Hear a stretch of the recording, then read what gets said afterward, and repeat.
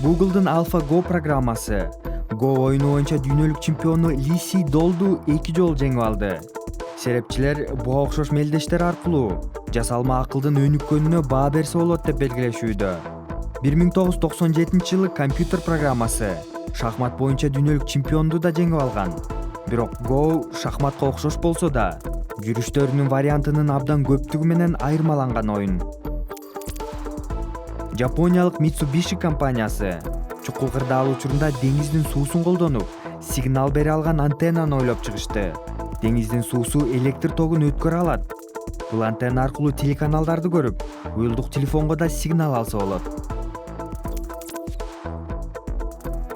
Техас штатындагы компания колгап менен музыка чыгара турган технологияны ойлоп чыгышты. Бул колгапты кийген адам каалаган буюмга тийсе музыка жаңырып турат.